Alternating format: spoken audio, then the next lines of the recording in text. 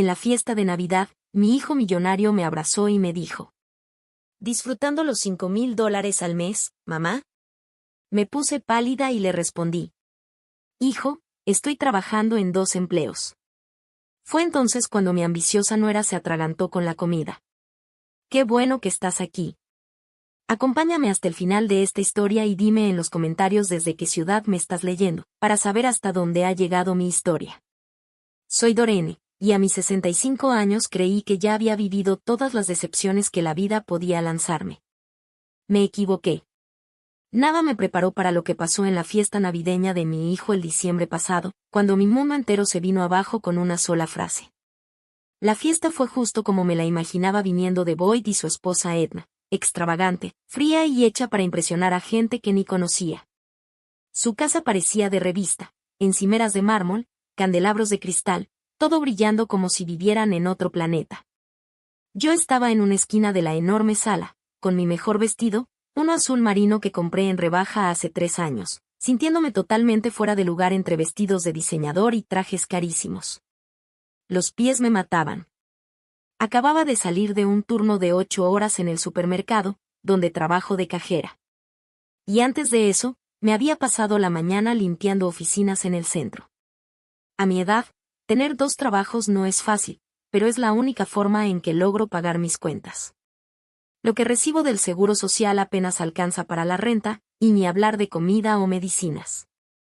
Boyd estaba al otro lado del salón, viéndose como el exitoso CEO tecnológico en el que se convirtió, alto, seguro, con un traje que seguro costaba más de lo que gano en 2 meses. Reía con unos socios, sosteniendo un vaso de whisky caro en la mano. A pesar de todo, sentí orgullo. Trabajó mucho para llegar hasta ahí, y yo lo di todo para que lo lograra. Edna caminaba entre los invitados como si fuera la dueña del mundo. Siempre había sido hermosa, rubia, impecable, con esa seguridad que solo tiene quien nunca ha tenido que preocuparse por el dinero. Pero había algo frío en sus ojos verdes cada vez que me miraba. Algo que me hacía sentir chiquita, fuera de lugar, como si estorbara. Estaba a punto de tomar un sándwich de la mesa de bocadillos cuando Boyd se me acercó. Se notaba que ya había tomado unas copas. Tenía las mejillas ligeramente enrojecidas y ese andar demasiado confiado. Mamá dijo, rodeándome con el brazo en un gesto que parecía cariñoso, pero que se sentía planeado. ¿Te ves bien? Muy bien. Gracias, corazón, le respondí, intentando ignorar lo fingida que se veía su sonrisa. ¡Qué bonita fiesta! Tú y Edna se lucieron. Asintió, pero sus ojos tenían esa mirada lejana a la que ya me había acostumbrado con los años. Como si estuviera actuando el papel de buen hijo, sin realmente sentirlo. Me da gusto que hayas venido, agregó. Y entonces su tono cambió. Se volvió ligero, casi burlón. ¿Disfrutando esos $5,000 al mes, mamá? Si te los estás sabiendo gastar, ¿verdad? Sus palabras me cayeron como un golpe. Como si me hubiera empujado frente a todos. Sentí como se me iba la sangre del rostro, y las piernas casi se me doblan. ¿5,000? ¿De qué estás hablando?, susurré, apenas si se me oía entre el murmullo de la fiesta. Boyd frunció el ceño, su expresión pasó de la seguridad relajada a la confusión. El dinero que te mando cada mes. Los 5,000 que he estado transfiriendo a tu cuenta desde hace 3 años. Lo agarré del brazo con fuerza. El corazón me latía tan rápido que pensé que me iba a estallar en el pecho. Boyd, estoy trabajando en 2 empleos. Limpio oficinas a las 6 de la mañana y luego paso todo el día en el súper hasta las 8 de la noche. Yo no he recibido ni un peso tuyo. Las risas alrededor parecían hacerse más fuertes, como si me estuvieran aplastando. Boyd se puso completamente pálido. Eso no puede ser. Yo configuré transferencias automáticas. Edna me ayudó a organizar todo. Me dijo que probablemente eras demasiado orgullosa para mencionarlo, pero que sí necesitabas el dinero. Al escuchar su nombre, los dos volteamos al mismo tiempo a ver a Edna. Estaba parada cerca del árbol de Navidad, con un camarón a medio camino de la boca. Pero no lo comía. Nos miraba con la cara de alguien que acaba de ver un fantasma. Nuestras miradas se cruzaron. Y en ese instante, lo entendí todo. La culpa, el pánico, ese cálculo desesperado en su rostro, me lo dijeron todo. El color desapareció de su maquillaje perfectamente aplicado. Y entonces empezó a ahogarse. Pero no con el camarón. Se ahogaba con la verdad. Con la certeza de que su secreto acababa de explotar. El marisco se le cayó de la mano mientras se agarraba la garganta, haciendo ruidos horribles al tratar de respirar. Pero yo sabía que no era la comida. Era miedo. Miedo puro y crudo. Boyd corrió a su lado, dándole palmadas en la espalda, preguntando si estaba bien. Pero los ojos de Edna nunca se apartaron de los míos. En esa mirada vi 3 años de mentiras. 3 años de dinero robado. 3 años de verla disfrutar lujos mientras yo me partía el lomo. La habitación me daba vueltas. Los invitados empezaban a notar el alboroto. Alguien preguntó si debían llamar a un doctor. Pero yo solo podía pensar en el pago de la hipoteca que no pude hacer el mes pasado. En la medicina que no me alcanzó para comprar. En las noches en que me fui a dormir con hambre porque no había suficiente para renta y comida. El dinero, susurré a Boyd, mientras él seguía intentando ayudar a su esposa. ¿A dónde lo mandaste? Él alzó la vista, con la cara entre confundido y asustado. A tu cuenta, la que Edna me dijo que había abierto para ti. Dijo que así sería más fácil manejarlo, que estabas envejeciendo y tal vez ya no podías llevar bien tus finanzas. Edna ya no se estaba ahogando, pero seguía jadeando, aún con los ojos clavados en mí, llenos de terror. Sabía que yo ya lo sabía. Y también sabía que su mundo perfecto estaba a punto de venirse abajo. Sentí algo frío y duro instalarse en mi pecho. No era rabia. Aún no. Era una comprensión dolorosamente clara de cuán profundamente me habían traicionado, justo las 2 personas que más debían cuidarme. La fiesta seguía como si nada. Pero para mí, todo había cambiado. Las risas sonaban huecas. Las luces parecían más apagadas. Y me di cuenta de que esa casa hermosa, ese estilo de vida lujoso, esa perfecta celebración navideña, al menos en parte, se habían construido con el dinero que debía evitar que yo me matara trabajando a los 65 años. Edna por fin logró recuperar el aliento. Se acomodó su carísimo vestido y trató de recomponerse, pero las manos le temblaban. Y cuando me volvió a mirar, vi algo que nunca había visto en sus ojos: miedo. Miedo de mí. Y por primera vez en 3 años de cansancio, sacrificios y silencios, sentí algo distinto a la resignación. Sentí poder. Ahí estaba yo, de pie en esa sala opulenta, mirando cómo el rostro de mi nuera se teñía de culpa y pánico. Y mi mente, como suele hacer en los peores momentos, me llevó de regreso, a cuando Boyd me necesitaba más que a nadie. Es casi cruel cómo funcionan los recuerdos. En tus momentos más oscuros, te recuerdan todo lo que perdiste. Tenía 32 años cuando murió mi esposo, Robert. Un infarto a los 35. Sin aviso. Sin tiempo para prepararme. Un minuto estaba riéndose con los chistes tontos de Boyd, que tenía 5 años. Y al siguiente, ya no estaba. Me quedé sola, con un niño en kinder y una montaña de deudas médicas que el seguro apenas tocó. Esos primeros meses después de la muerte de Robert fueron los más duros de mi vida. Boyd se despertaba llorando por su papá cada noche, y yo lo abrazaba en nuestro pequeño departamento, los dos llorando a nuestra manera. Recuerdo especialmente una noche, cuando me miró con esos grandes ojos cafés, los mismos que hoy me miraban tan distantes, y me preguntó cuándo iba a regresar su papá. Papá no va a volver, mi amor, le susurré, mientras mis lágrimas caían sobre su cabecita. Pero mamá está aquí. Mamá siempre va a estar aquí. Y lo estuve. Estuve ahí para todo. Trabajé en 3 empleos para mantenernos a flote. Limpiaba oficinas antes del amanecer, trabajaba en una cafetería durante el día, y por las noches cosía en casa después de que Boyd se dormía. Mis dedos siempre estaban picoteados e hinchados de tanto usar la aguja. Me dolía la espalda de tanto limpiar. Dormía, si acaso, unas 4 horas por noche. Pero Boyd nunca supo que estábamos pasando por dificultades. Me aseguré de eso. Cuando quiso entrar a la liguita de béisbol, vendí mi anillo de bodas para pagar el uniforme y las cuotas. Cuando necesitó ropa nueva para la escuela, yo usé las mismas 3 mudas de ropa por 2 años para que él pudiera vestirse como los demás niños. Cuando se enfermó, empecé a doblar turnos para poder pagar las consultas médicas, porque no tenía un seguro que pudiera costear. Recuerdo la noche en que Boyd llegó emocionado de la escuela porque iban a ir de excursión al Museo de Ciencias. Para ir, había que entregar una autorización y 25 pesos. Vi ese papel y sentí que se me rompía el corazón. Tenía 12 pesos en la cuenta, y la renta vencía en 3 días.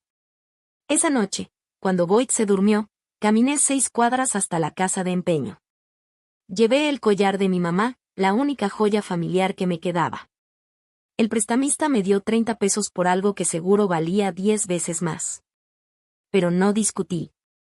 Boyd fue a esa excursión. Nunca supo lo que me costó que pudiera ir. La prepa fue todavía más difícil. Boyd era brillante, realmente brillante. Quería tomar clases avanzadas que pedían libros caros y cuotas de laboratorio.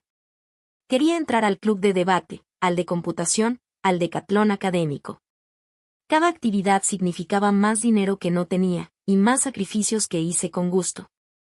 Pedí préstamos que no podía pagar para comprarle una buena computadora cuando empezó a interesarse por la programación. Trabajé cada Nochebuena y cada Año Nuevo por el pago doble, solo para que él pudiera tener la calculadora que necesitaba para matemáticas, el set de química que pidió para su cumpleaños. La ropa que lo ayudara a encajar con compañeros cuyos papás sí tenían dinero. La universidad casi me mata. Boyd fue aceptado en una universidad prestigiosa con una beca parcial, pero aún así tenía que cubrir 30,000 pesos al año para alojamiento, comida y otros gastos que la beca no cubría. Saqué una segunda hipoteca sobre la casita que logré comprar después de tantos años rentando, y trabajé cada hora que pude. En esos 4 años envejecí 10. Se me puso todo el cabello blanco, la artritis me atacó por tanto trabajo físico y la presión se me subió del puro estrés. Pero cada vez que Boyd llamaba para contarme sobre sus calificaciones, sus prácticas, sus planes, todo valía la pena. Se graduó summa cum laude con una carrera en ciencias computacionales y de inmediato consiguió trabajo en una startup que, eventualmente, lo haría millonario. Lloré en su graduación, y no solo de orgullo. Lloré porque todos esos años de esfuerzo, de aguantar hambre y dolor, por fin habían dado frutos. Pero después de graduarse, algo cambió. Boyd se mudó al otro lado del país por su trabajo, y nuestras llamadas se volvieron menos frecuentes. Decía que estaba ocupado. Que si juntas importantes, proyectos grandes, eventos de networking. Yo lo entendía. Estaba construyendo su carrera, justo como yo siempre quise. Y entonces conoció a Edna. Desde el primer momento supe que no le agradaba. No fue algo que dijera directamente, Edna era demasiado fina para eso, pero se notaba.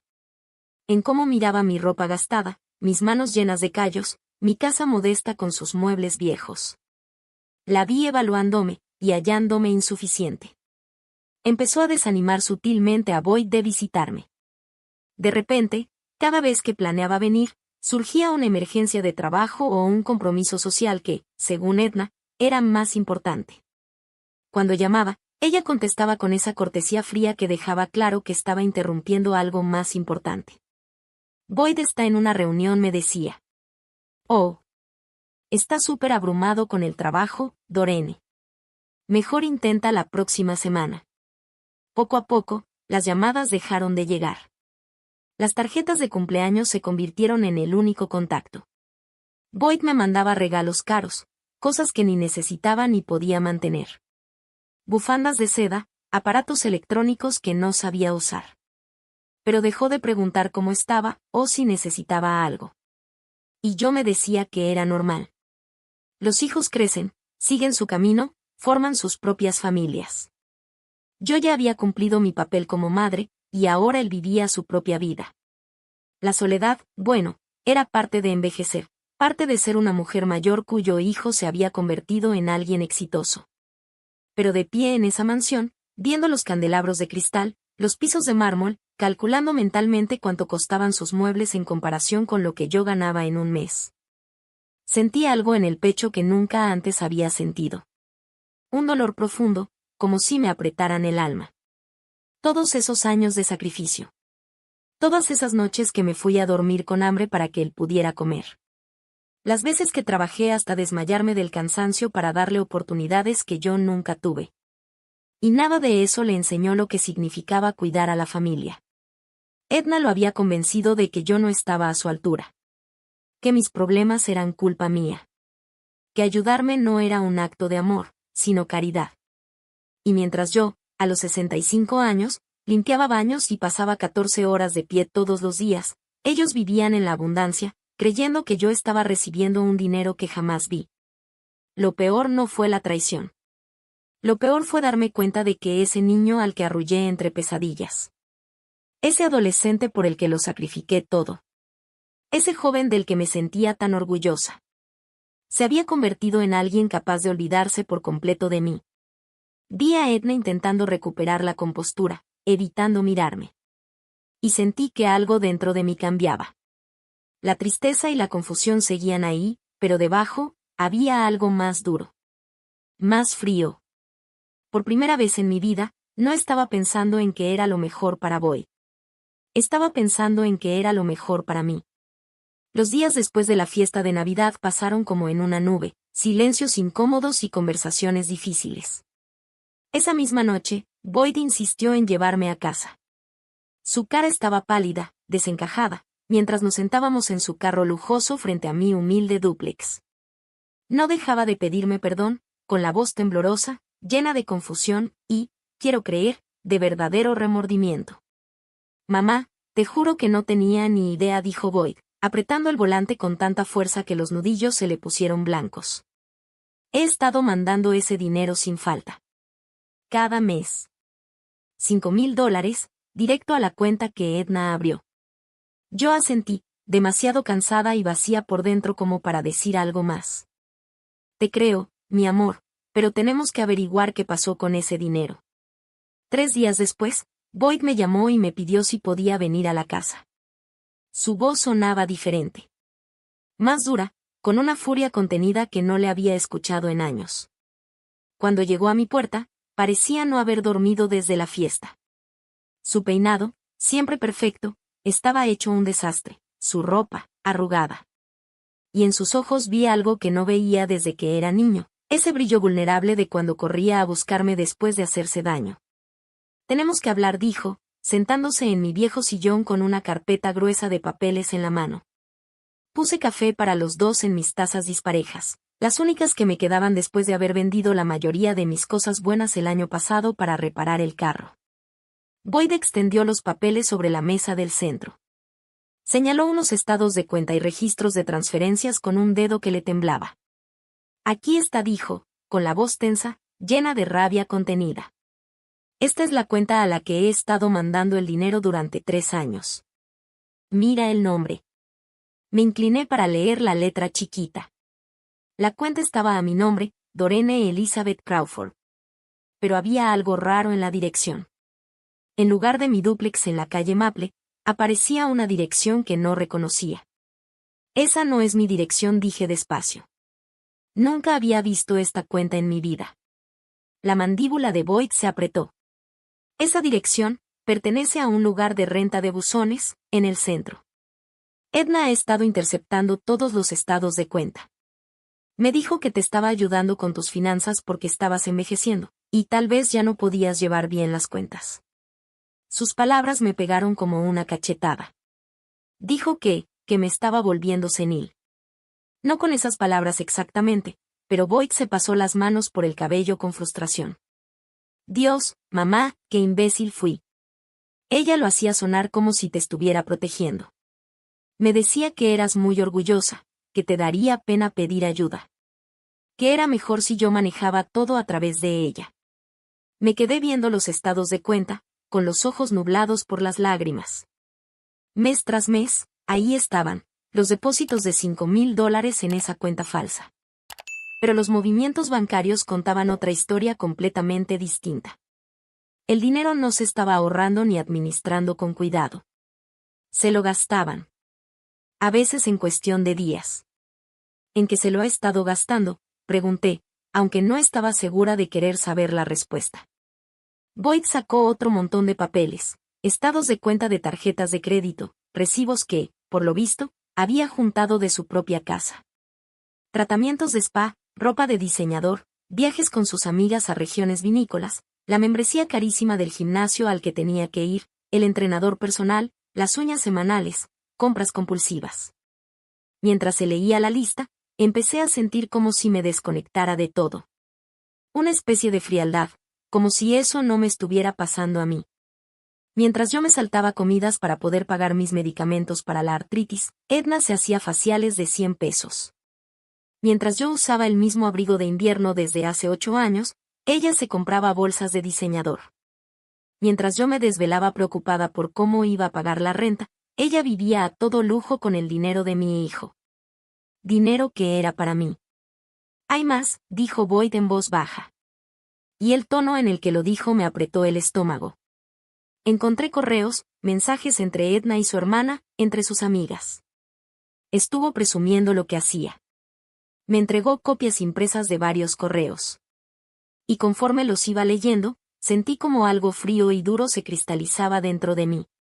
Uno decía: deberías ver lo fácil que es manipular la culpa que Boyd siente por su mamá. Solo le menciono que está pasándola mal, y enseguida quiere mandarme dinero para ayudar, punto. Y otro: obvio me aseguro de que ese dinero se use en lo que realmente importa, mantener nuestro estilo de vida. Su mamá se las arregla sola perfectamente. Es más dura de lo que él cree. Ese correo ya era cruel, pero el siguiente fue peor. La vieja de verdad cree que Boyd ya no se preocupa por ella. Es perfecto.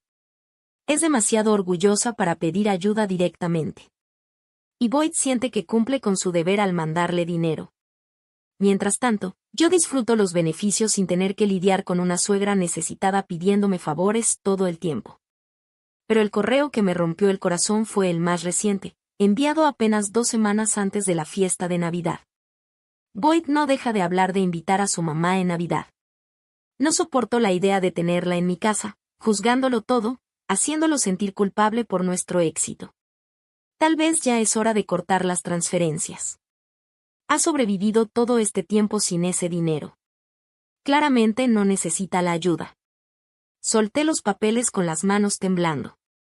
Boyd me miraba con atención, con una expresión que era una mezcla de enojo, culpa, y algo que tal vez era miedo. Mamá dijo en voz baja: lo siento. Lo siento muchísimo. Confié plenamente en ella. De verdad pensé que estaba cuidando de ti. Miré mi pequeña sala, con sus muebles de segunda mano que compré hace más de 20 años, la alfombra ya gastada por el uso, las ventanas con filtraciones que no había podido arreglar por falta de dinero. Y luego pensé en la mansión de Edna, con sus encimeras de mármol, candelabros de cristal, y cuartos más grandes que toda mi casa. ¿Dónde está ahora?, pregunté. Con su hermana. Se fue justo después de la fiesta. Dijo que necesitaba tiempo para pensar. No ha contestado mis llamadas. Asentí lentamente. Claro que se había ido. Sabía perfectamente lo que había hecho, y sabía que la habíamos descubierto. La pregunta era, ¿qué iba a hacer ahora? ¿Negarlo todo? ¿Echarme la culpa de alguna manera? ¿O intentar manipular a Boyd para que la perdonara? Boyd, dije con cuidado, necesito que entiendas algo. Esto no se trata solo del dinero. Frunció el ceño. ¿Cómo que no? ¿Qué quieres decir? No solo me robó a mí. Me robó 3 años de tu amor, de tu preocupación, de tu cuidado. Tú pensabas que me estabas ayudando, así que dejaste de preocuparte por cómo estaba. No llamabas porque asumías que el dinero era suficiente.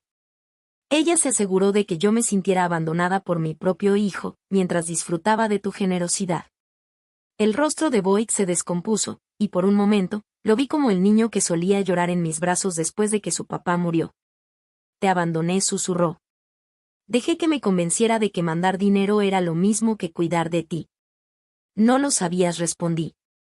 Pero incluso mientras decía esas palabras, sentí todo el peso de esos años en soledad. Todas esas noches preguntándome por qué mi hijo no llamaba, no venía, no parecía preocuparse por si yo estaba bien, o si podía con todo. Debí saberlo, dijo Boyd con fuerza. Debí visitarte más. Llamarte más. Estar más pendiente. Debí darme cuenta de que tú te estabas matando trabajando, mientras mi esposa vivía como reina. Nos quedamos en silencio un largo rato, los dos procesando la magnitud de la traición de Edna. Finalmente, Boyd habló otra vez. ¿Qué quieres que haga, mamá? La dejo si es necesario. Me aseguro de que te devuelvan hasta el último centavo, con intereses. Hago lo que sea para enmendar esto. Lo miré. De verdad lo miré. Por primera vez en años.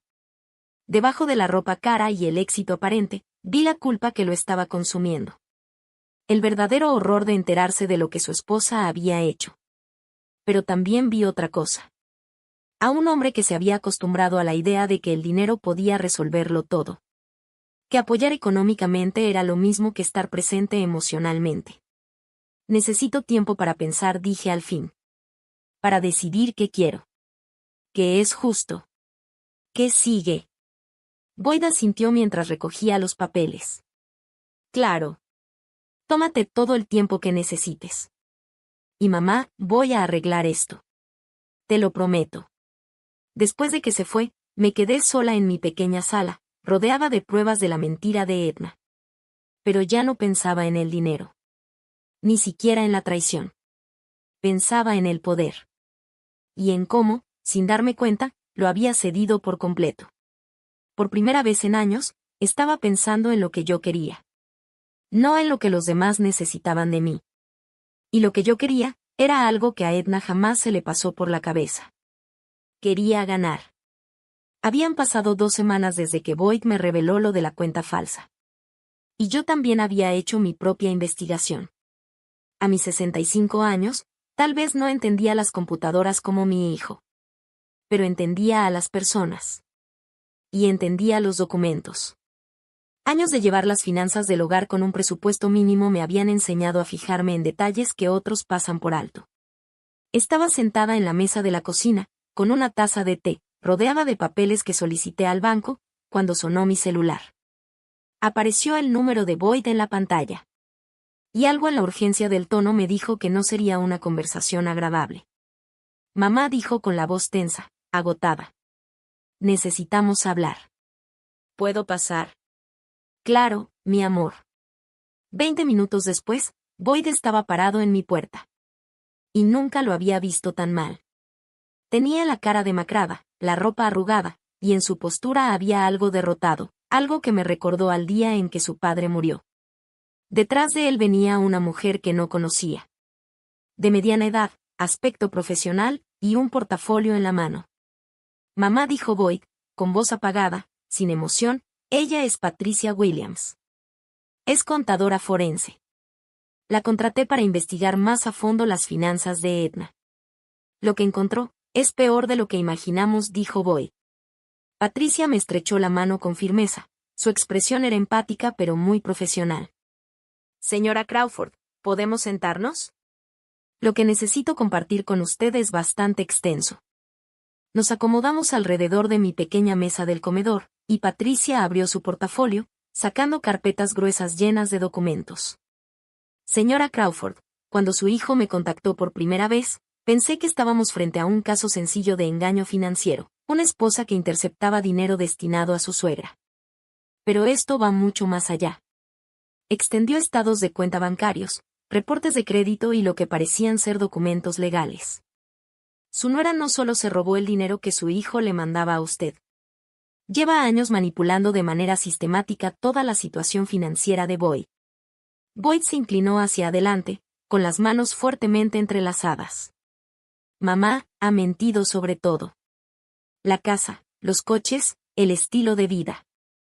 Todo lo ha financiado con dinero que decía que era para necesidades familiares, incluyendo dinero que supuestamente era para ti. No entiendo, dije, aunque una sensación helada ya se estaba asentando en mi estómago. Patricia señaló una serie de transacciones en uno de los documentos. Su hijo ha sido increíblemente generoso a lo largo de los años, señora Crawford. No solo los $5,000 mensuales que debían ir a usted, sino cantidades adicionales que Edna justificaba con supuestas emergencias médicas, reparaciones del hogar, fallas del coche, una crisis tras otra que, según ella, requerían ayuda urgente. Sentí como la sangre me abandonaba la cara. ¿Qué emergencias médicas? ¿Qué reparaciones del hogar? Exactamente, respondió Patricia con seriedad. Solo en los últimos 3 años, Edna afirmó que usted necesitaba $47,000 por diferentes emergencias. La supuesta reparación del techo después de un daño por tormenta que, según ella, destruyó su casa. Una cirugía de emergencia que su seguro no cubría. Un accidente automovilístico que la dejó incapacitada para trabajar durante meses. La voz de Boyd apenas era un susurro. Yo pensaba que te estaba ayudando en una crisis tras otra. Cada vez que empezaba a preocuparme por venir a verte, o me preguntaba por qué no llamabas para agradecerme. Edna me decía que eras demasiado orgullosa, que te daba pena aceptar ayuda. Me dijo que usted le pidió específicamente que no viniera durante esos momentos difíciles, continuó Patricia, leyendo lo que parecían ser correos electrónicos impresos. Que estaba deprimida por su situación económica y no quería que su hijo la viera así, luchando. Me quedé mirando los papeles, tratando de asimilar el tamaño de lo que estaba escuchando. No solo Edna había robado el apoyo mensual que Boyd pensaba que me daba. También había inventado emergencias, fabricado crisis falsas, todo para sacarle aún más dinero mientras se aseguraba de mantenerlo alejado de mí. ¿Cuánto?, pregunté en voz baja. Patricia revisó sus notas.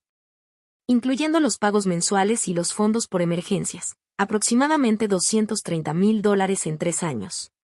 El número quedó suspendido en el aire, como si tuviera peso físico. $230,000. Más dinero del que había ganado en los últimos 6 años juntos. Dinero que me habría permitido retirarme, vivir tranquila, dejar de tener 2 trabajos a una edad en la que ya debería estar disfrutando mi vejez. Pero hay más, dijo Patricia. Y no estaba segura de poder soportar más revelaciones. Señora Crawford, continuó con cautela, ¿está familiarizada con la propiedad de la familia de su difunto esposo? El terreno que el abuelo de él le heredó. Fruncí el ceño. ¿Se refiere al terreno viejo allá en el norte? Robert lo heredó de su abuelo, pero nunca hicimos nada con él. Solo era monte, árboles y un arroyo. Después de que Robert murió, no pude seguir pagando los impuestos, así que asumí que lo habían embargado y vendido hace años. Boyd y Patricia intercambiaron una mirada que me hizo un nudo en el estómago. Señora Crawford, dijo Patricia con tono grave, esa propiedad nunca fue vendida por falta de pago. Su nuera ha estado pagando los impuestos desde hace 3 años. También mandó hacer un estudio topográfico y una evaluación ambiental del terreno. ¿Por qué haría eso?, pregunté, aunque algo en mis entrañas ya sabía que la respuesta no iba a ser buena. Porque el Estado tiene planeado construir una nueva autopista, y ese terreno está justo en la ruta del desarrollo. El gobierno va a expropiarlo mediante dominio eminente. Y la compensación estimada está entre 12 y 18 millones de dólares. La habitación empezó a dar vueltas. Me agarré del borde de la mesa, tratando de procesar lo que estaba escuchando. ¿Me estás diciendo que ese terreno vale más de $1 millón? Sí, señora, respondió Patricia. Y legalmente, como viuda de su esposo, usted es la dueña legítima. Pero Edna ha estado maniobrando para quedarse con la propiedad, argumentando que ha pagado los impuestos y que la ha estado manteniendo. El rostro de Boyd estaba tan pálido como una hoja de papel. Ella planeó todo esto desde hace años, mamá. Todo ese tiempo en que te robaba, te hacía batallar, me alejaba de ti. Se estaba preparando para quedarse también con tu herencia. Pensé en todas las veces que me pregunté qué habría pasado con ese terreno viejo, en toda la culpa que sentí por haberlo dejado perder. Robert amaba ese lugar. Su abuelo lo había limpiado con sus propias manos, había construido una cabañita ahí que ya se había caído hace tiempo. Siempre quise ir a verlo, ver si aún quedaba algo. Pero nunca tuve el dinero ni el tiempo para hacer ese viaje. Ella ha estado yendo, dijo Patricia. Mantuvo el camino de acceso, quitó la maleza, incluso mandó hacer un estudio de los cimientos viejos. Ha creado un rastro documental que la hace parecer como si fuera la cuidadora del terreno desde hace años. ¿Y de verdad puede quitármelo?, pregunté, sintiendo que el aire se me iba. No, si actuamos rápido, respondió Patricia. Pero ha sido muy astuta al generar documentos que podrían respaldar un reclamo por prescripción adquisitiva. Si esto hubiera continuado por más tiempo, habría podido iniciar una demanda para apropiarse legalmente del terreno. Me recosté en la silla, abrumada por el nivel de engaño de Edna. Esto ya no se trataba solo de robar dinero o sabotear mi relación con mi hijo. Estaba planeando, paso a paso, quitarme el único legado real que Robert me había dejado. Hay una cosa más, dijo Patricia, y su tono fue aún más delicado. Señora Crawford, encontramos evidencia de que Edna ha estado investigando su seguro médico, su historial clínico, su esperanza de vida. Boyd hizo un sonido como si le hubieran dado un golpe en el estómago. ¿Qué clase de investigación? Del tipo que se hace cuando alguien está planeando temas de herencia futura, respondió Patricia con mucha cautela. La implicación me golpeó como una ráfaga de aire helado. Edna no solo me había estado robando, ni solo planeaba quitarme la propiedad. Había estado calculando cuánto tiempo más podría vivir, planeando lo que podría reclamar después de que yo ya no estuviera. Miré a mi hijo, ese hombre exitoso que pensaba que estaba cuidando de su madre mientras su esposa me destruía sistemáticamente. Su rostro estaba marcado por la tristeza, la rabia y algo que parecía horror ante su propia ceguera. Hijo, dije en voz baja, necesito que entiendas algo. Esto no fue tu culpa. Él intentó protestar, pero levanté la mano para detenerlo. Tu esposa es una depredadora. Te identificó como alguien con dinero y un corazón generoso, y explotó eso. Me vio a mí como alguien con bienes pero sin protección, y también me explotó. Esto fue un plan a largo plazo, ejecutado con una paciencia y astucia impresionantes. Pero yo debí darme cuenta, dijo Boyd, con la voz quebrada. Debí haber venido más, llamado más, fijarme en lo que en verdad estaba pasando contigo. Si dije sin rodeos, debiste hacerlo. Pero eso no te hace responsable de sus crímenes. Nos quedamos en silencio un momento, procesando juntos la magnitud de todo lo que Edna había hecho. Finalmente, Patricia rompió el silencio. Señora Crawford, ¿qué desea hacer con esta información? Tenemos suficiente evidencia para presentar cargos penales, una demanda civil para recuperar el dinero, y para asegurar su derecho legal sobre la propiedad. Pero estas decisiones son suyas. Miré los papeles esparcidos sobre mi mesa. Eran la prueba de la traición más profunda que jamás hubiera imaginado. Luego miré a mi hijo, que me observaba con una mezcla de esperanza desesperada y culpa desgarradora. Necesito tiempo para pensar, dije. Pero Patricia, quiero que hagas todo lo necesario para asegurar mi derecho legal sobre esa propiedad, hoy mismo, si es posible. Por supuesto, respondió ella con un leve asentimiento. Después de que se fueron, caminé por mi pequeña casa, viéndola con otros ojos. Esto ya no era solo mi hogar humilde. Cada mueble desgastado, cada electrodoméstico viejo, cada señal de mis años de lucha era una prueba viviente de que tan lejos había llegado Edna con su crueldad. Pero yo ya no iba a ser víctima. Por primera vez en años, tenía poder. Y pensaba usarlo. 3 días después de las devastadoras revelaciones de Patricia, Boyd me llamó temprano en la mañana. Su voz sonaba tensa, como si estuviera conteniendo las emociones. Mamá. Edna volvió. Quiere que nos reunamos todos. Dice que puede explicar todo. Estaba sentada en mi mesa de cocina, la misma donde me enteré del tamaño de la traición de mi nuera, sosteniendo una taza de café que ya se había enfriado. Frente a mí estaban los documentos legales que Patricia había tramitado con urgencia, papeles oficiales confirmando mi propiedad sobre el terreno de la familia de Robert, junto con una estimación preliminar de su valor. Más de $6 millones. ¿Dónde quiere verse?, pregunté. En la casa, en nuestra casa. Dice que también es su hogar y que tiene derecho a hablar de esto en terreno conocido. Por supuesto que lo decía.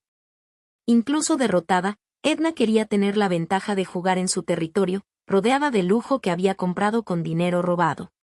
Pero yo ya no iba a dejar que otros controlaran las condiciones de mi vida. No, dije con firmeza. Si quiere hablar, será en la oficina de Patricia, con abogados presentes. Esto ya no es un asunto de familia, Boyd. Es un asunto legal. Boyd guardó silencio un momento. No le va a gustar eso. No me importa lo que le guste. 2 horas después, estaba sentada en la sala de juntas de Patricia, usando mi mejor vestido, el mismo azul marino que llevé a la fiesta de Navidad. Pero esta vez, no se sentía como un intento de encajar. Se sentía como una armadura. Boyd estaba a mi lado, su abogado del otro.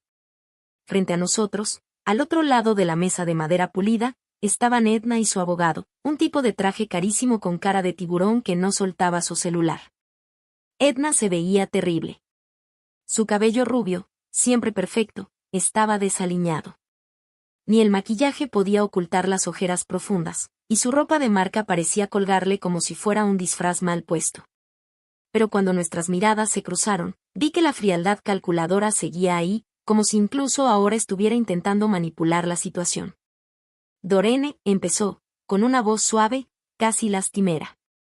Sé cómo se ve todo esto, pero quiero que sepas que todo lo que hice fue con las mejores intenciones.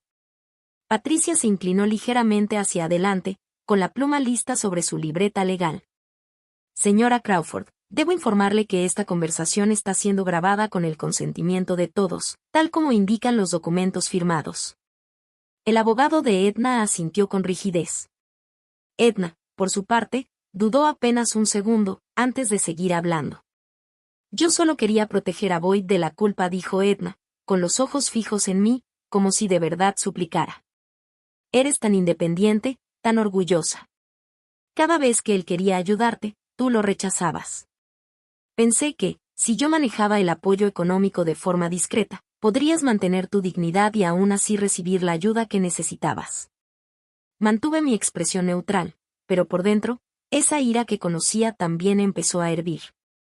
Incluso atrapada con las manos en la masa, todavía trataba de manipular la narrativa. ¿Y los impuestos del terreno?, preguntó Patricia con tono sereno. También los pagabas para proteger la dignidad de la señora Crawford. La compostura de Edna se quebró un poco. Estaba protegiendo un bien familiar, dijo. Boyd es hijastro de Robert, y cuando Dorene fallezca, esa propiedad naturalmente. No soy hijastro de nadie, la interrumpió Boyd con firmeza. Robert me adoptó legalmente cuando tenía 7 años. Eso me convierte en su hijo, no en su hijastro. Y esa propiedad le pertenece a mi madre, no a nosotros. Edna se volvió hacia él con esa mirada desesperada que ya le había visto antes, la misma que usaba cuando quería retomar el control. Amor, estás molesto y lo entiendo, pero necesitamos pensar con lógica en el futuro. Tu mamá no es joven, y esa propiedad va a requerir una gestión considerable cuando el Estado empiece el proceso de adquisición. ¿Una gestión que tú pensabas proporcionar?, preguntó Patricia, con una ceja levantada.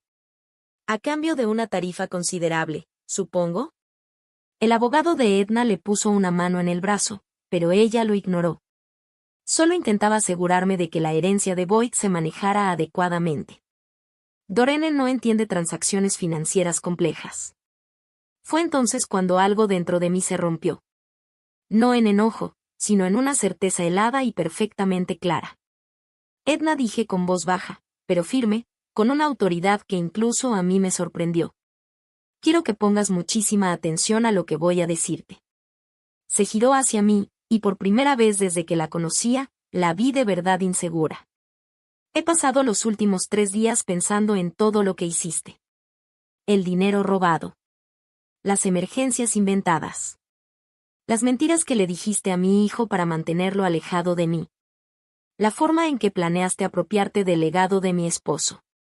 Hice una pausa, dejando que cada palabra se asentara en el aire denso de la sala. Pero, sobre todo, continué, he pensado en cómo me hiciste sentir durante 3 años. En cómo me hiciste creer que mi propio hijo ya no se preocupaba por mí. En cómo convertiste su amor y su generosidad en armas que usaste contra él y contra mí. El rostro de Edna estaba pálido, pero aún trataba de mantener ese aire de falsa sinceridad. Dorene, yo nunca quise que te sintieras. Si quisiste, la interrumpí, con la misma calma helada. Querías que me sintiera abandonada. Querías que me sintiera olvidada. Tú querías que Boyd sintiera que estaba cumpliendo con su deber, sin tener que conectarse realmente conmigo, dije con voz tranquila pero cortante. Orquestaste nuestra separación porque eso te convenía. Me levanté de la silla, con los documentos de Patricia en la mano. Boyd, dije, mirándolo directamente a los ojos. Tú me ofreciste arreglar esto, devolverme el dinero que ella robó, dejar a Edna, empezar de nuevo. Él asintió con entusiasmo. Sí, mamá. Lo que tú quieras. No quiero tu dinero, dije. Y vi el asombro reflejado en su rostro. No quiero que dejes a tu esposa por mí. No quiero que desarmes tu vida para arreglar lo que ella rompió. La expresión de Edna cambió. Algo que parecía esperanza cruzó su cara por un segundo. Pero aún no había terminado. Quiero algo completamente distinto. Dejé los documentos de la propiedad sobre la mesa frente a mí. Muy pronto voy a ser una mujer adinerada. Esa propiedad que tu esposa intentó robarme vale más de $1,500,000. Ya no necesito tu dinero. Y mucho menos necesito tu culpa. La cara de Boyd era una mezcla de confusión y esperanza. Entonces, ¿qué necesitas, mamá? Necesito que decidas si quieres una relación conmigo basada en amor y respeto. O si prefieres seguir viviendo en un matrimonio construido sobre mentiras y manipulación. Miré directamente a Edna. Su rostro se había puesto completamente pálido. Porque esto es lo que va a pasar. Voy a vender esa propiedad, y voy a usar ese dinero para vivir tranquila el resto de mi vida. Voy a renunciar a mis 2 trabajos y me voy a mudar a un lugar hermoso, donde por fin pueda descansar. Tomé mi bolso y me puse de pie. Y tú, Edna, me voy a asegurar de que todos tus amigos, tu familia, tu círculo social sepan exactamente qué clase de persona eres. No con escándalos ni campañas públicas. Con conversaciones honestas y cuidadosas, con las personas que realmente te importan. El abogado de Edna escribía desesperadamente en su libreta, pero Edna parecía a punto de desmayarse. Pero no voy a levantar cargos criminales, continué. Tampoco te voy a demandar por el dinero que robaste. ¿Sabes por qué? Ella negó con la cabeza, sin poder hablar. Porque la mejor venganza no es destruirte. Es triunfar sin ti. Es vivir bien, mientras tú cargas con el peso de todo lo que hiciste. Me giré una última vez hacia Boyd. ¿Quieres que continúe con el cierre emocional de esta escena? Hijo, si quieres una relación conmigo, tiene que ser real, le dije con calma. Nada de transferencias bancarias, ni gestos motivados por culpa. Solo cuidado genuino y respeto entre una madre y un hijo que eligen estar en la vida del otro. Boyd se levantó, con los ojos llenos de lágrimas. Eso es lo que más deseo, mamá. Entonces ya sabes lo que tienes que hacer. Salí de esa sala de juntas sintiéndome más ligera de lo que me había sentido en años. Detrás de mí, aún se escuchaba la voz de Edna, aguda y desesperada, intentando convencer a Boyd de que yo estaba exagerando, de que ella podía cambiar, de que su matrimonio valía la pena. Pero no volteé a ver qué decisión tomaría él. Por primera vez en mi vida adulta, estaba caminando hacia mi propio futuro, en vez de intentar arreglar los problemas de alguien más. Y se sintió como libertad. 18 meses después, estaba sentada en la terraza envolvente de mi nueva casa en Asheville, Carolina del Norte, viendo cómo la neblina de la mañana se elevaba sobre las montañas Blue Ridge. La casa no era enorme. Había aprendido que la felicidad no depende del número de metros cuadrados. Pero era mía, pagada en su totalidad con el dinero de la propiedad familiar de Robert. Cada mañana, me sentaba en el mismo lugar con mi café, maravillándome de la paz que viene al vivir una vida bajo tus propias condiciones. El Estado había comprado el terreno por $1.7 millones, más de lo que Patricia había estimado.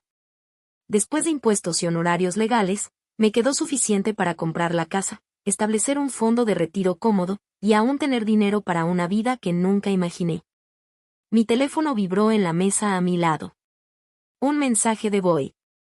Habíamos creado una rutina en el último año, hablábamos seguido, de forma natural, sin culpa, sin obligación, sin silencios incómodos. Buenos días, mamá. Espero que estés disfrutando el clima hermoso. Sara y yo vamos para allá este fin de semana. ¿Te gustaría cenar con nosotros? Sara, la nueva novia de Boyd. Una mujer amable que trabajaba como enfermera y me trataba como una persona, no como una carga. Nada que ver con Edna. Donde Edna era fría, Sara era cálida. Donde Edna era calculadora, Sara era genuina. La primera vez que Boyd me la presentó, la observé con cuidado, buscando señales del mismo encanto manipulador que había engañado a mi hijo antes. En lugar de eso, encontré a una mujer que escuchaba cuando yo hablaba, que preguntaba sobre mi vida con verdadero interés, que me ayudaba con los platos no para quedar bien, sino porque así era ella. Le contesté. Me encantaría. Haré mi famoso guisado de res. A Boyd le tomó 6 meses dejar a Edna después de aquella reunión en la oficina de Patricia. 6 meses de intentar rescatar algo de un matrimonio construido sobre mentiras.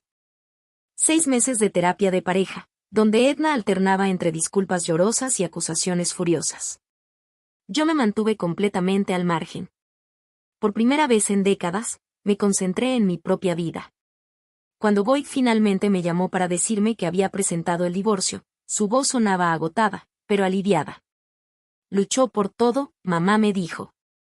Por la casa, los autos, incluso intentó reclamar una parte de la venta de tu propiedad, diciendo que había manejado las finanzas familiares durante años. Pero Edna no recibió nada, más que lo que la ley exigía. La mitad de los bienes que realmente le pertenecían a Boyd. Ni un centavo del dinero que me había robado. Y por supuesto, ni un solo peso del terreno que me correspondía. El abogado de Edna intentó argumentar que merecía una compensación por el manejo del hogar, pero Patricia desmontó esa mentira con una frialdad y precisión que casi me hizo aplaudir. Lo último que supe de Edna fue que vivía en un departamento pequeño al otro lado de la ciudad, trabajando como recepcionista en un consultorio dental. No fue una caída espectacular como muchos habrían querido, pero sí una bajada silenciosa a la clase de vida común y corriente que siempre despreció. Boyd a veces mencionaba que la veía por ahí, más envejecida, más endurecida, pero nunca hablaban. Cumplí mi promesa de no presentar cargos penales, pero también cumplí con hacer que la verdad saliera a la luz. Sin escándalos, sin gritos, sin venganza pública. Solo a través de conversaciones honestas y necesarias, como las que importan en un pueblo pequeño. Cuando sus amigas preguntaban por qué Boyd la había dejado, yo simplemente decía la verdad. Solo si me preguntaban. Y si alguien quería saber por qué se había ido de la mansión, explicaba lo del dinero robado y los documentos falsificados.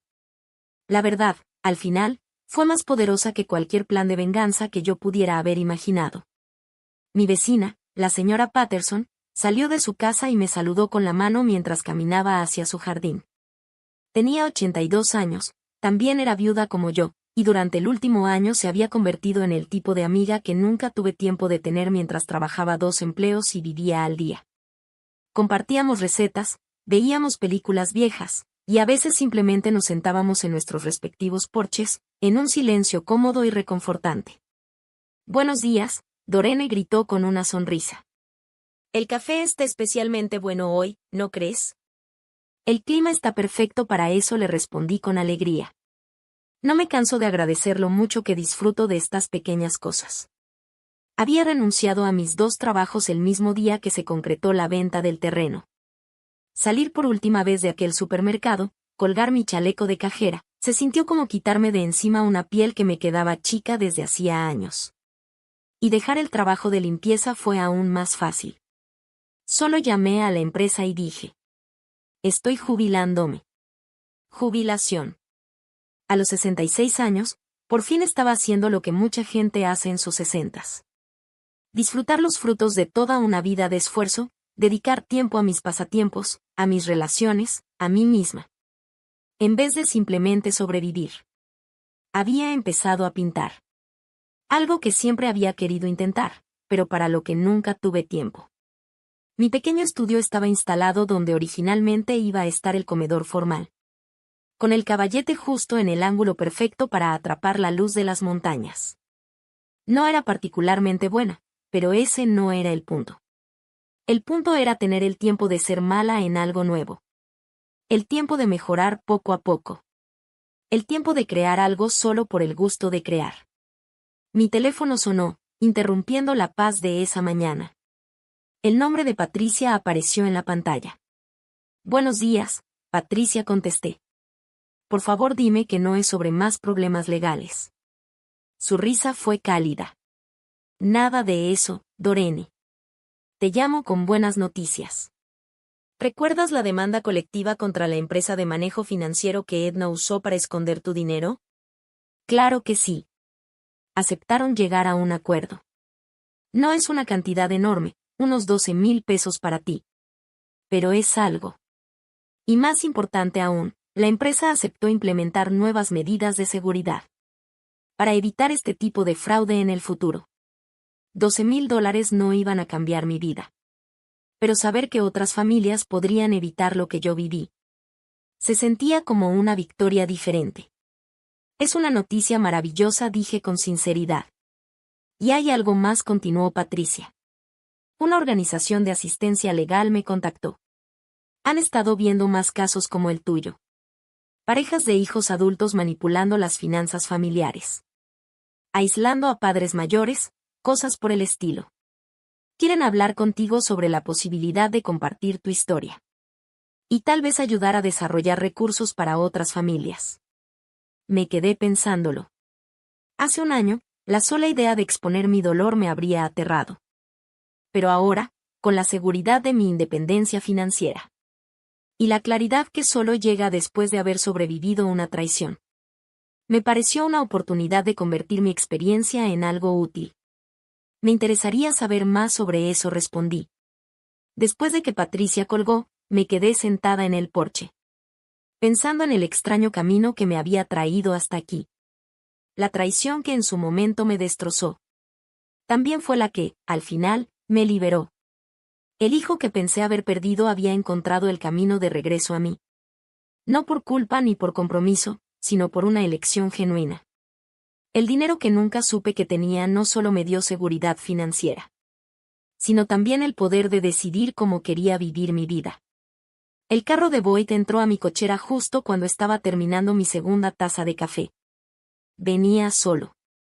Sara seguramente se había quedado atendiendo asuntos del hospital. Caminó hacia mí con ese paso ligero de quien se ha quitado un peso de encima. Buenos días, mamá, dijo, sentándose en la silla junto a la mía. Sara te manda una disculpa. La llamaron de urgencia al hospital. Pero promete compensártelo el próximo fin de semana. No tiene nada que compensar, le respondí. Me gusta que se tome su trabajo en serio. Nos quedamos en silencio unos minutos, los dos mirando las montañas. Finalmente, Boyd habló. He estado pensando en papá últimamente. ¿En qué habría pensado de todo esto? Sonreí. Habría estado orgulloso de ti. De cómo enfrentaste todo una vez que supiste la verdad. Y le habría encantado saber que la tierra de su abuelo al fin pudo mantener a su familia. Como ese viejo siempre soñó. ¿Crees que él habría visto a través de Edna antes que yo? Era una pregunta que Boyd me había hecho de diferentes formas durante el último año. Entendía bien la culpa que lo impulsaba. Pero también había aprendido algo sobre el perdón. No el que das a los demás, sino el que te das a ti mismo. Tu padre era un buen hombre, pero no era un mago, mi amor. Las personas inteligentes también pueden ser engañadas por gente manipuladora. Lo importante es que te diste cuenta a tiempo y tomaste la decisión correcta. Boyd asintió, pero pude ver que aún cargaba con parte de ese peso. Boyd, le dije, necesito que entiendas algo. Lo que pasó con Edna no fue tu culpa. Pero aún más importante, no fue en vano. Esos 3 años de distancia, de malentendidos, nos enseñaron algo muy valioso. Él volteó a verme. Nos enseñaron que nuestra relación no puede basarse en el deber, ni en la culpa, ni en la obligación. Tiene que basarse en la elección. Cada llamada que hacemos ahora, cada visita, cada mensaje. Es porque queremos estar presentes en la vida del otro. No porque sentimos que tenemos que hacerlo. Los ojos de Boyd brillaban con lágrimas. Si quiero estar en tu vida, mamá. No porque me sienta culpable por el pasado, sino porque de verdad me gusta la persona que eres. Me gusta sentarme aquí contigo a platicar. Me gusta escucharte hablar de tus clases de pintura, de tus amigas vecinas. Me gusta que por fin estés viviendo la vida que mereces. Y a mí me gusta el hombre en el que te has convertido, le dije. No el empresario exitoso, aunque también me siento orgullosa de eso.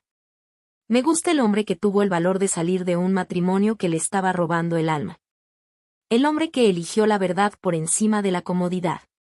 Nos quedamos un rato más en silencio. Y pensé en las extrañas matemáticas de la pérdida y la ganancia. Había perdido 3 años con mi hijo. Una cantidad importante de dinero. Y la ilusión de que la lealtad familiar era automática. Pero había ganado independencia financiera, paz verdadera. Y una relación con Boyd más honesta y profunda que cualquier otra que hubiéramos tenido antes. A medida que el sol de la mañana se alzaba sobre las montañas, sentí un tipo de satisfacción que nunca había conocido.